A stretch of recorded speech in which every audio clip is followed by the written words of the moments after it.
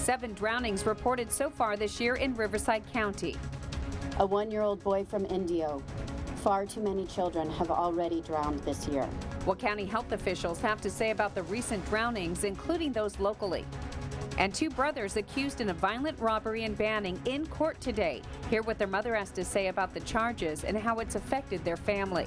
We're going to come together to figure out what the best possible solution is. A soccer team and their coach found alive inside a cave in Thailand. Why rescue crews are racing against the clock to save them. You're watching KESQ, the desert's news leader. This is News Channel 3 at 11. Good evening, I'm Karen Devine. John White has the night off. 7 children have drowned in Riverside County since the start of this year. And now the Riverside County Department of Public Health is sounding the alarm, offering low-cost or free child swim lessons to those who qualify. News Channel 3's Lauren Coronado joins us live in the newsroom with a warning from county officials as we near the 4th of July holiday when many people are expected to enjoy the pool. Lauren. Well, the leading cause of death for children ages 0 to 4 is drowning. County officials calling the increase in child drownings a crisis, with 20 major injuries connected to drownings, and 7 deaths. 2 of those deaths happening right here in the Coachella Valley. 2 breaths. A 1-year-old boy from Indio. There was a 9-year-old girl from Palm Desert who fell into the water while chasing a tennis ball. Mom was doing laundry and didn't even realize that her daughter had slipped out. Kim Sarawatari read a total of 7 names during a press conference in Lake Elsinore. Far too many children have already drowned this year.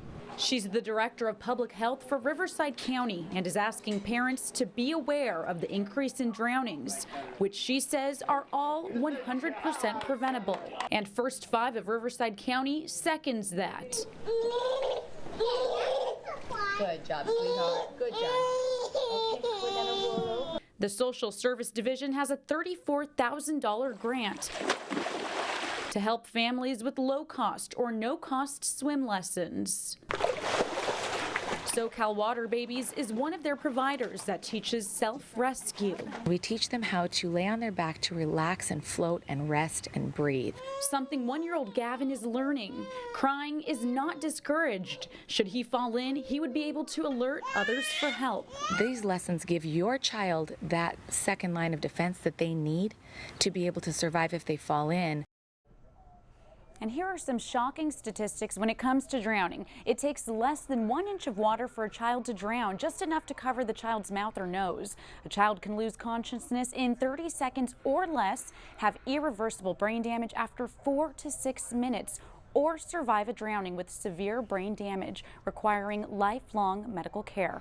Reporting live in the newsroom, I'm Lauren Coronado. Thank you, Lauren. To find out more about the free swim lesson services for Riverside County residents and about a self-rescue program available in the desert, visit our website, KESQ.com. Well, as we near the 4th of July, law enforcement is on the lookout for illegal fireworks. In fact, last night a man was arrested for having 400 pounds worth of illegal fireworks in his car and in his home, which is a felony here in California. It happened around 9:30 last night. Cathedral City Police were working special enforcement against illegal fireworks when officers found and searched a parked car at a gas station on Date Palm Drive. The driver, 35-year-old Osvaldo Delgado of Indio, was sitting in the car when police decided to search it, finding dozens of illegal fireworks in his possession. Delgado was arrested and booked into the Riverside County Jail, but that was not all police found.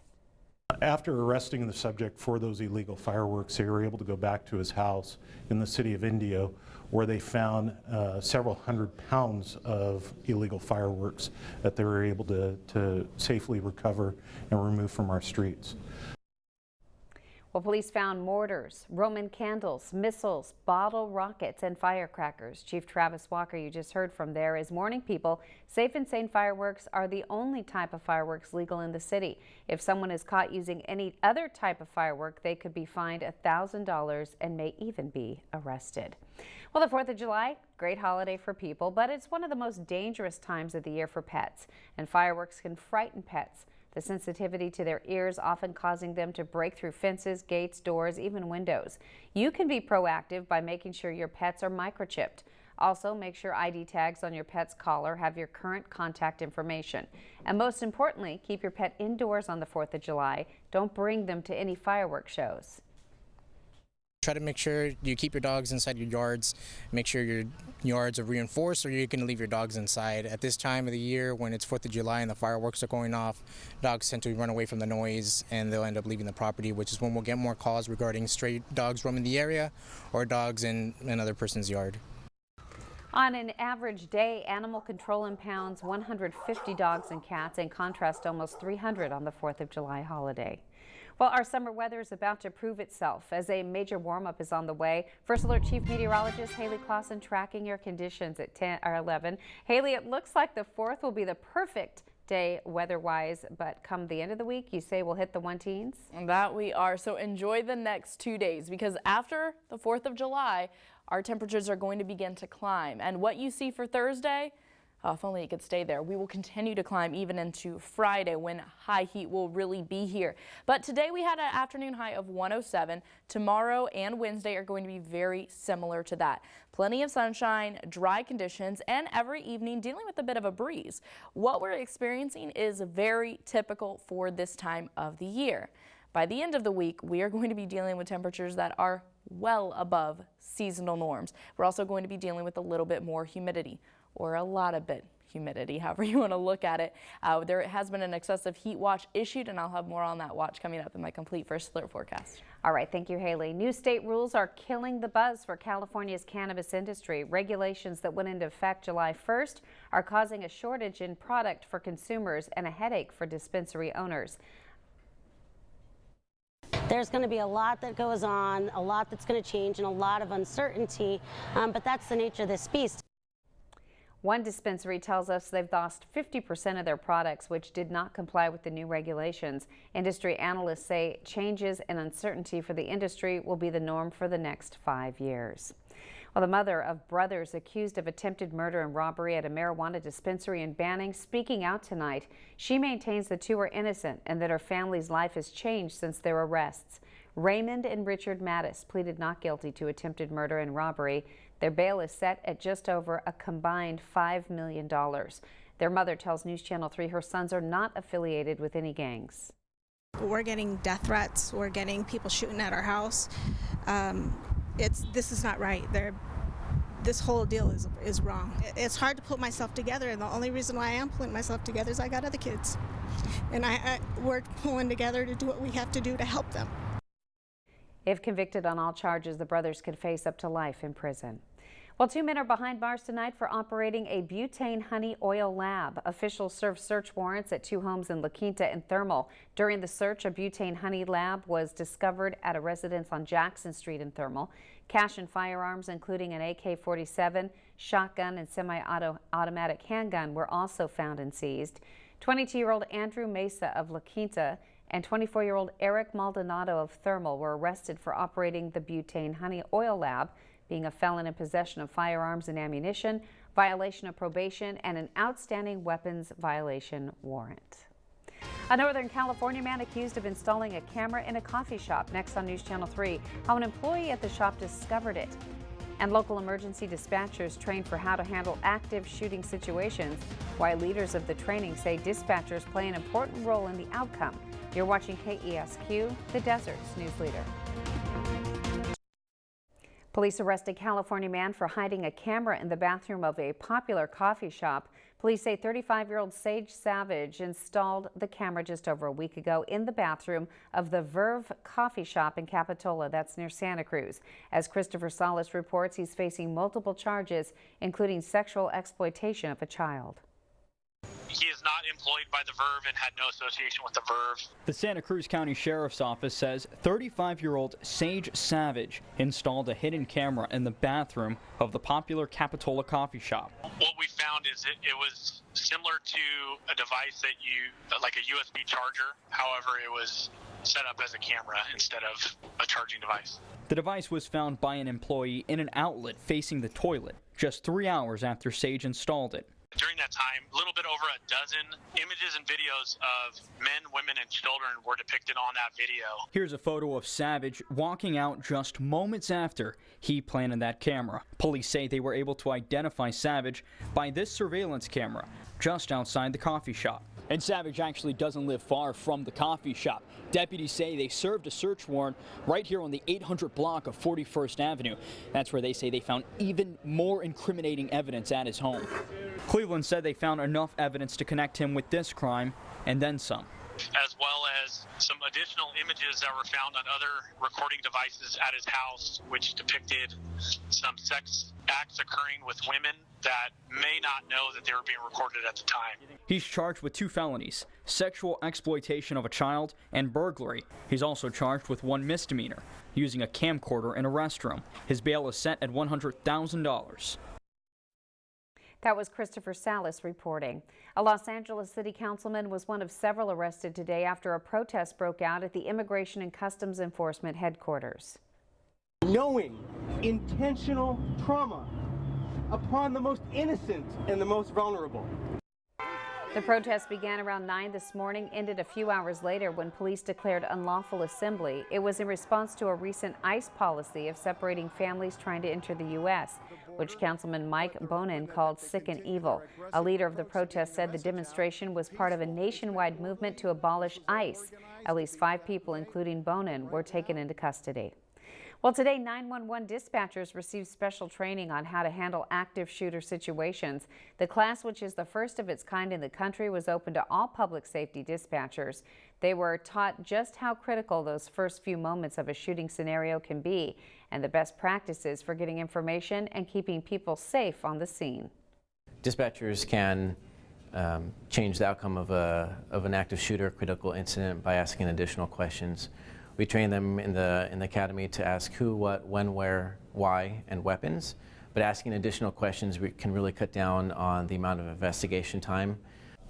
Many people don't know that in certain cities you can actually text 911 now. It's not available in all Valley cities. To find out all the cities where you can get that, go to our website, KESQ.com. Well, crews are working to free a soccer team trapped in a cave in Thailand. Next on News Channel 3, why crews are under a deadline to rescue the 12 boys and their coach.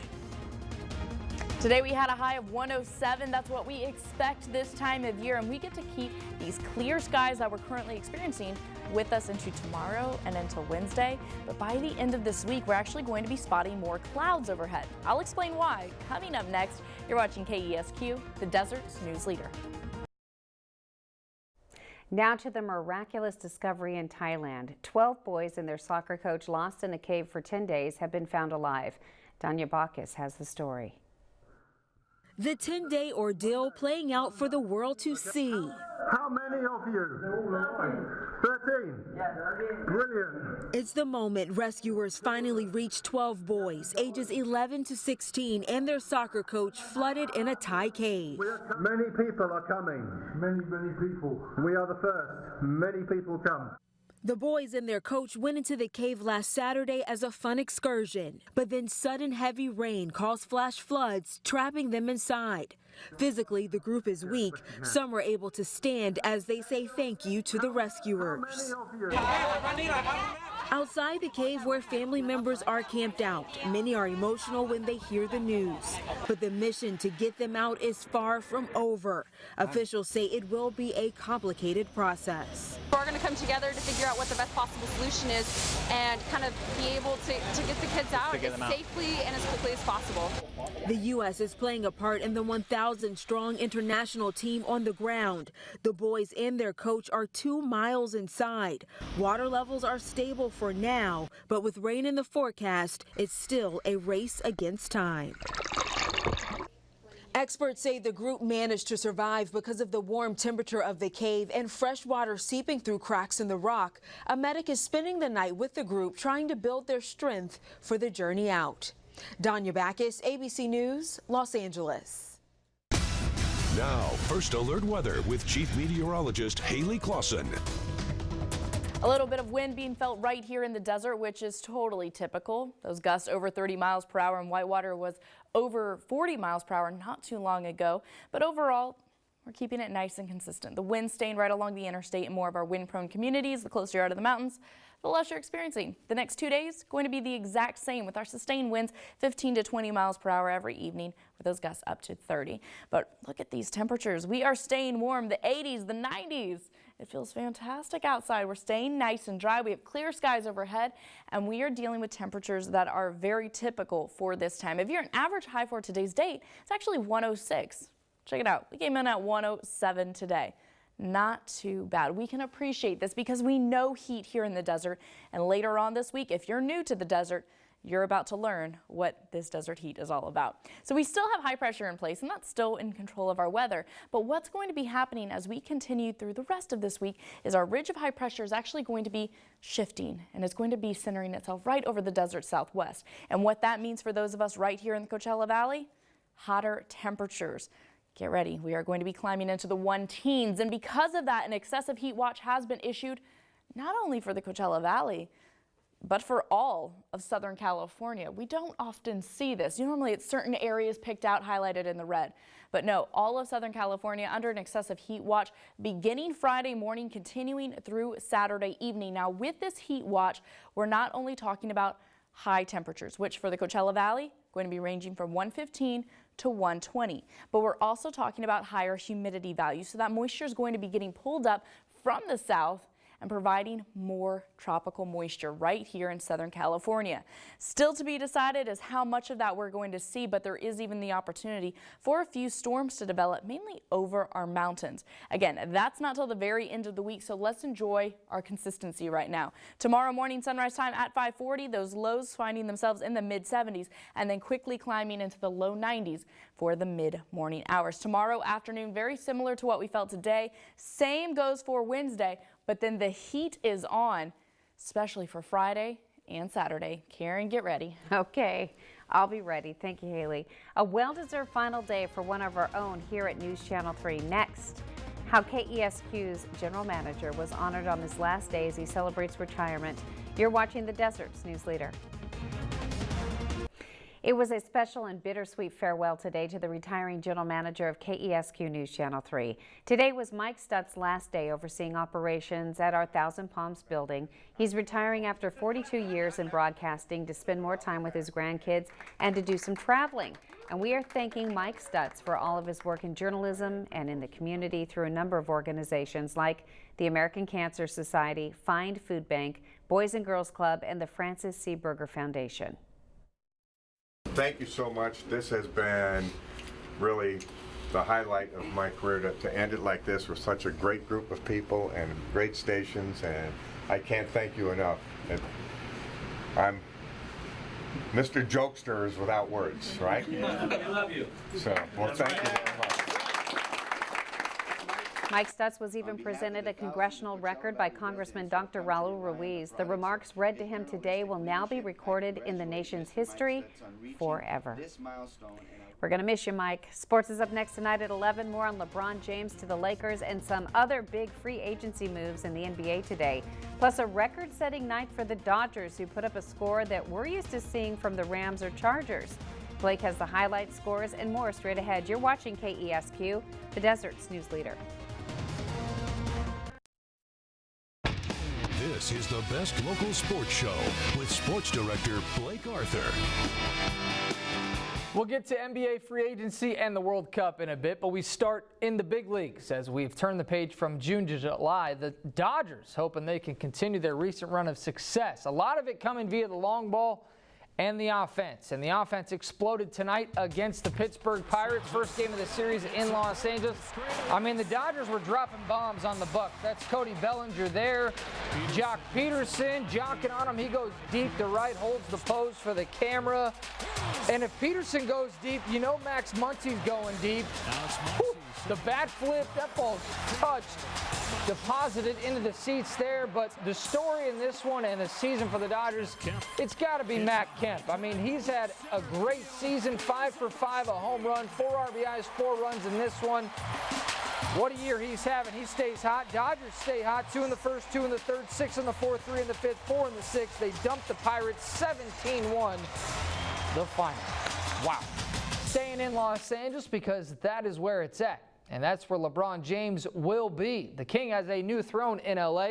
In case you hadn't heard by now, LeBron has agreed to a 4-year deal worth $154 million with the Lakers. LeBron comes to Los Angeles after his second stint in Cleveland with the hometown Cavaliers, where he won a championship in 2016.